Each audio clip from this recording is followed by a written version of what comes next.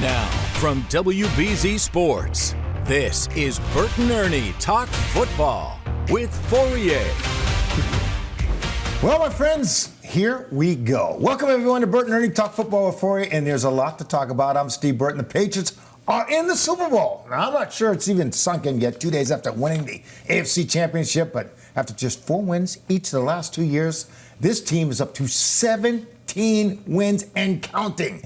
There's never been a turnaround like this before. And if you saw this coming, I want you to buy a lottery ticket from me because you guys are a genius. Ernie Adams and Christopher alongside, and you've been in football a long time. A turnaround like this is phenomenal, isn't it? Well, it is. It's great. And I will just say, we've had big, to the 2000, our first year with the Patriots, we were 5-11, went to 11-5, beat the Rams in Super Bowl 36. And the 1976 team went from 3-11 to 11-3 and had a very controversial call out at the Raiders that probably cost us a championship. I remember that because I want to take the chair and throw it to the television set when that happened. But those are two big turnarounds with the Patriots, both with second-year quarterbacks. Steve Grogan and Tom Brady. So it's maybe there is something in the water here. Yeah, it is pretty remarkable. And whenever you start hearing people use stuff like first time in NFL history or greatest turnaround in NFL history, you've done something well. And it takes a lot of people involved to get this done the right way. I mean, we're talking everybody, right? And and Vrabel talks about this a lot. Everybody from the equipment staff to the training room staff to everybody kind of has to understand the vision and understand what goes into it. And I just think it's been a remarkable ride so far. Hey, you called it though a couple weeks back. You said 80% chance of them going to the Super Bowl. Yes. Now it's 100%. Yeah. Well, yeah. Now, Sunday night it was 100%, right? I would say like right after Drake May had the little bootleg naked right for the first down, that was 100%. 100%. 100%. Yep. You can officially use the word Super Bowl now all you want. That's it, because all during the season, don't bring it up until it's the next game. Right. That's the biggest. And now the biggest thing is, there's the Super Bowl program is a great program. Right. And right up at the top every time it's AFL versus NFL for the NFL championship and the Vince Lombardi trophy. And the biggest thing the Patriots have to do is get the focus on, forget all the hoopla. We are playing for the NFL championship. That's the only thing that counts. That's the only reason we're going out there. Because there's a lot of crazy. What about all the shiny stuff all around? And you just got. This is where we talked about, Secretariat coming down the home street, blinders on. You got to have the blinders on.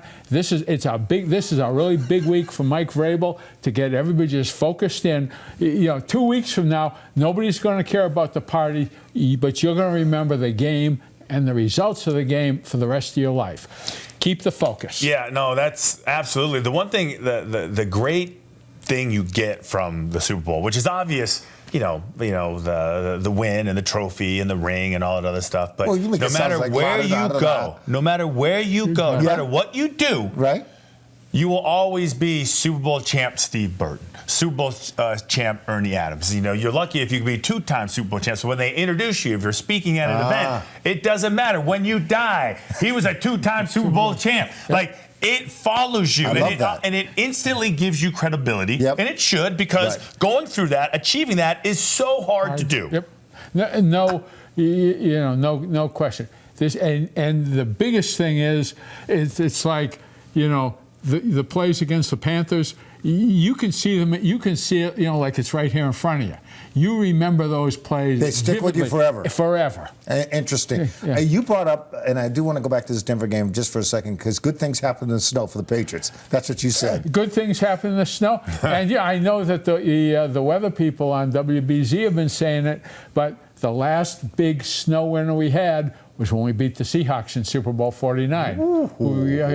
This was like we came back from Phoenix on that flight. Yeah. We were the only plane allowed to land at Logan Airport. Are you serious? The only one. Yeah. So I mean, they closed Logan except for that one plane. You're right. And they towed us into the hangar so we could get off the plane. I remember that because I was stuck in Tempe and no one could get out till like 2 days afterwards.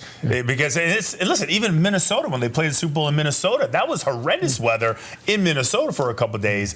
Yeah, I mean, listen, it's like the worst time of the year. That's why you'll never see another Super Bowl in anywhere other than a sunny area or with the dome. And I got to be honest with you, because I've said for a long time, I will be honest here, that Denver would be a great place to play the Super Bowl. And now? No, my Lord.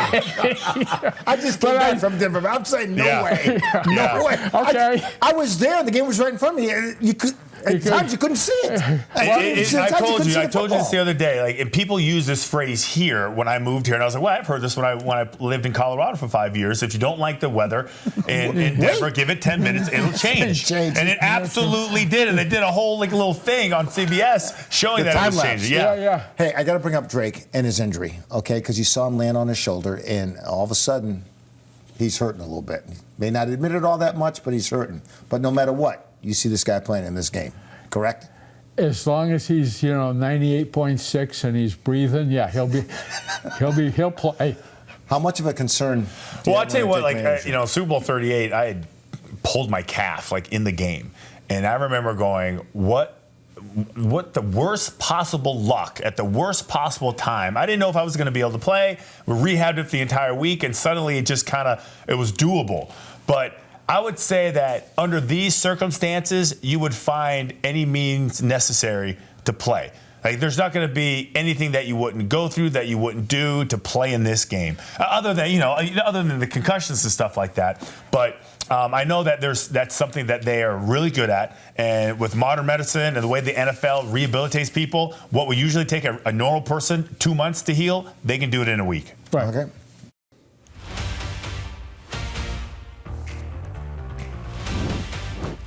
Welcome back, everyone, to Burton Ernie Talk Football with Fauria. We're at the whiteboard with Ernie and Christian, and let's talk defense, shall we? So this is a play happened early in the game. Yep. It's about the Denver's on offense, Patriots on defense. It ends up being about a 2-yard run. So I mean, it's not one of the big consequential plays. We say the game turned on that play, like the turnover, or like Denver going for it on 4th and 1. I'm going to play that obviously, it had a lot of impact. Points. Right. Yeah. This is a 2-yard run, and the reason I wanted to talk about it was it's a great example of the kind of team defense that the Patriots have been playing. I like this. Okay. Which has been just so huge to their success. Everybody doing their job with a lot of intensity, a lot of hustle, the way you got to play good defense. So what we have right here, Denver's on offense. Right. They got two tight ends in the game. They're running a lead back play over to the offensive left, defensive right. So the fullback is coming through, and he's looking to block our linebacker here. So he's the lead blocker. He's the lead blocker. Okay. And Woodson here is the safety. As soon as he sees it, he is filling up like a heat-seeking missile, which is what he has to do. Right. Yeah. He's coming into that hole. He becomes a linebacker effectively. That's his job, even though he's not that big. He's not that big, but this is, That's his job. This is what I say. This is team defense. This is everybody, because if he sat back here, they just run the ball through there for 5 yards, and if they play like that, they're going to get run off the field. Okay, so he sees run, he comes stuffing up the middle. He comes running hard up inside. And he's got the flanker here. Remember, we talked about the flanker. He's got to come inside the tight end to block him. Okay. And inside the tight end. They do this now. This end is wide, and the tight end just goes here. It's an easier block. And you see a lot of this now. It's what they call an insert. Okay. Okay. The flank's going to insert inside the tight end. So there's a big-time collision right there. Right. And now we get Davis here at the corner. He sees the flanker coming in blocking Woodson. So there's nobody out here to cover? It's what we call crack replace. If we get a crackback block, then it's the corner's job to fit in there also. So I got both the safety and the corner in the hole. So who's got contained now? If that happens, the end is outside. The end now has contained. The end is outside. So. But we've got basically both the safety and the corner acting as linebackers, make the tackle in the hole, and that's the result is a 2-yard play because everybody is doing their job. Crack replace. If that doesn't happen, would Davis have contained, or is he? If the Z released outside, he's got to take him. But the key is when he sees him come in and block. Yeah. Because you can't, when the offense, these guys, they can't go downfield and block and then run. So that's a lot of film study. That's a lot of situational awareness, knowing that they've done this in the past, identifying it, and then reacting.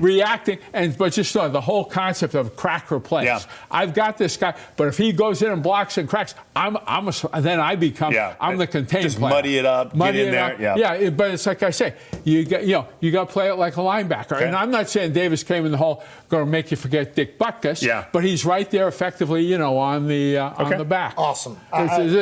This just typifies to me, the way the team defense, and it's why the Patriots are playing Sunday. Okay, good point. Yeah. Another reason why the Patriots are playing Sunday, I can't believe Sean Payton went for it and not kicked a field goal early in the game. Okay, well, I'm sitting there saying, go for it. Go for it. Okay, it's fourth and 2. It's fourth and 1.5. It's fourth, right? Because you know what? There, you get a chance to go 14 points. Take the points, Ernie. You get a chance to and you give your defense a chance to play with the Patriots. So your issue is not the fact that he went for it, is the fact that how they executed the play. play. They messed up the play. Yeah. Well, how did they mess it up? Okay, so what they had was they had a naked. Put it up there quick. Naked up there. I'll just put it up at the point of attack. Yeah. They're running in naked. All right, well, everybody's in red here. So where the action is all going this way, right? And Milt Williams is right here, and this tight end has got to come down inside, get in his way, come all the way. He's a late to the flat, and the quarterback is rolling. Here's the back in the flat. Right. Except this tight end, they had him releasing. So Milt Williams comes in the C gap. There's nobody blocking him. He's running free. Milt Williams is running free. Yeah, that's the one guy you got to block. You got to block. He's upfield, and now the quarterback, instead of coming out and attacking the edge, he's got a bow back here. The play's over. Dead. He's got. So you actually like the play. You just hate the way they execute it. Right. So good call, just terribly executed. And that's a big thing. When you say a coach, he decides to go for it. I think it was Sean Payton's the offensive coordinator. Right. He knows what play he's going to call. Yeah. Right. It's not just a go for it. I'm go for it. And this is the play I'm calling. They've had tremendous success with this play. But if you don't execute it properly, it's not going to work. It comes away with no points. Yeah. I would have kicked it. Yeah. That's just me.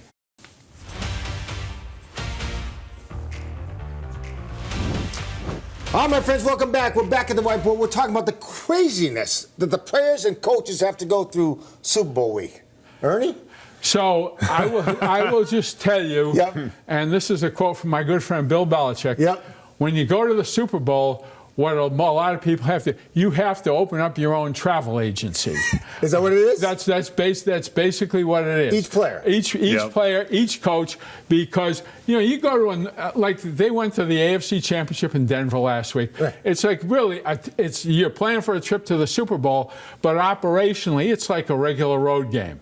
Everybody, you'll have if we're going to your hometown, you'll have 25 people there, just like a regular season game. A lot of people go to the game. They don't have guests coming to the game. They go play, get in the bus, go home. Super Bowl. The big thing is there's a football game at the end, but even that's significally different than a normal football game. It's like a military exercise.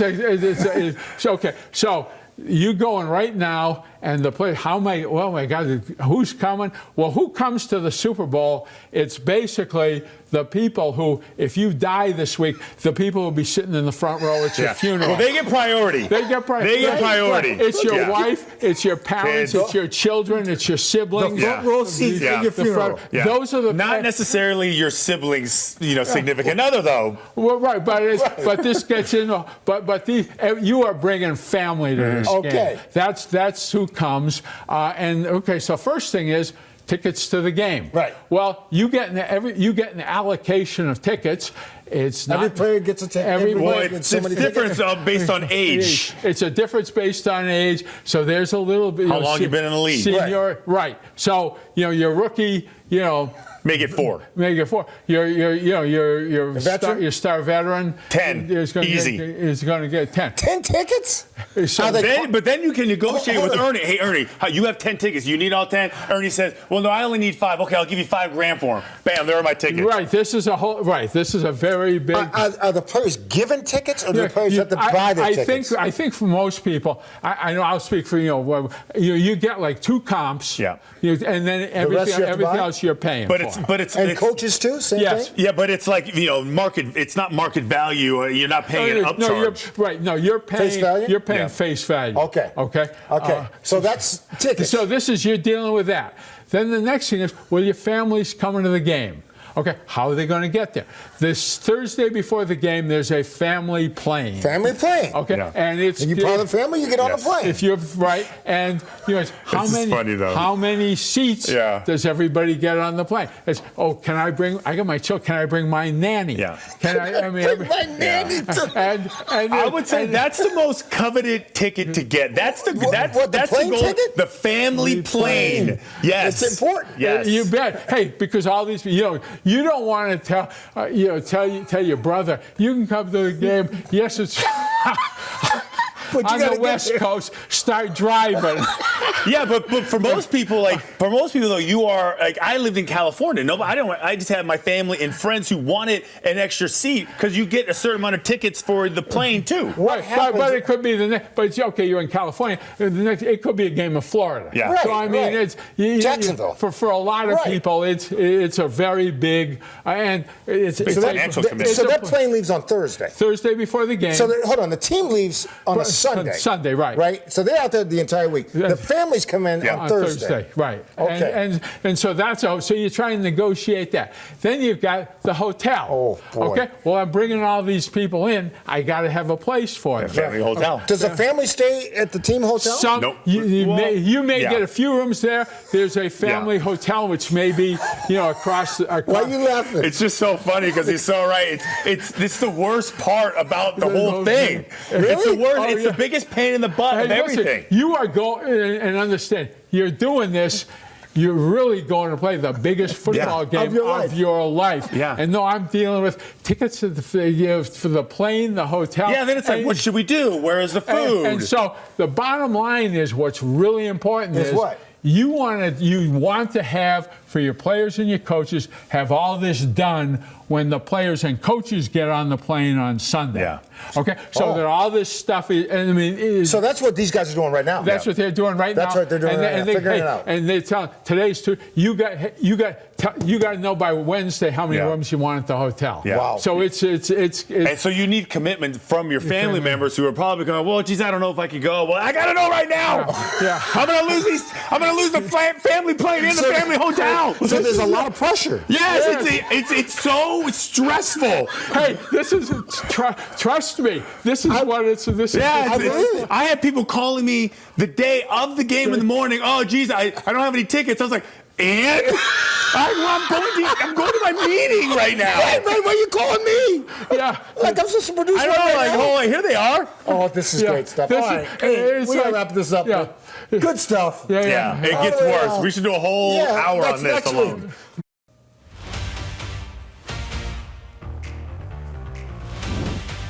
Welcome back, everybody. We're talking Super Bowl stories. Ernie, what you got? Well, the Super Bowl is a national security event, which means the Secret Service is running security. When you go to practice, if it's during the season, you just get in the bus and go to practice. When you go to practice at the Super Bowl, there's a convoy. There's SUVs with the guys with the high-powered automatic weapons in them. Between the buses, you feel really important. There is you know that the team is coming because there's helicopter overhead. Okay, all that. All that. You're not moving 6 inches in the hotel without your picture ID on. Okay, yeah. And the Secret Service guy, they'll come up. So we go the night before Super Bowl 38 that Christian played in, we went to a getaway hotel. Getaway. They had, it's over in Houston. It was over by an industrial park by Hobby Airport.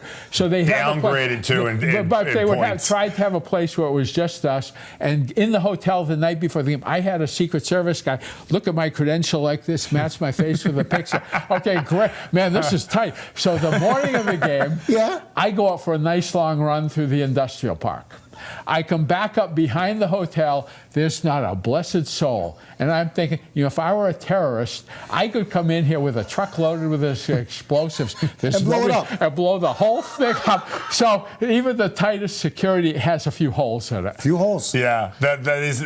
I do remember that being. You just felt important, one, and you were never in traffic. There was never any issues getting anywhere. That's the best way to go to the Super Bowl. The way we go sucks. Well, hold on, but one thing I do want, we've got about a minute left, but getaway hotel. So you're already in one hotel and you guys had to change hotels? We did this the first couple of Super Bowls, yeah. So we went to a place that was to get where it's just players and coaches, and trainers. Right. Okay. No distractions. Right. We ended, and so we go to a place in Phoenix before Super Bowl that had been a couple of years before a nice place. It was now in like a crack neighborhood. And they told us, under no circumstances do you go out of this hotel. Don't even think about it. Up in a crack neighborhood. Yeah, I mean, so you usually, the thing is like the game the night before hotel is always like 10 times worse than your original hotel. The hotel that they put you in for a week is beautiful. Right. Like it's just awesome. It's But then great. you go to the getaway and then you hotel. go to the getaway hotel. They want to knock you down a peg. And that's why we stopped the last year. We didn't do the getaway Great hotel. stuff. Yeah. All right, just great stories. Plenty of stories. I love it. I got to hear yours next week. Yeah. hopefully, Kristen. All right, that's going to do it for this week. Glad you joined us for Burton Ernie Talk Football with Fauria. You can find us anytime on YouTube. So long, everybody.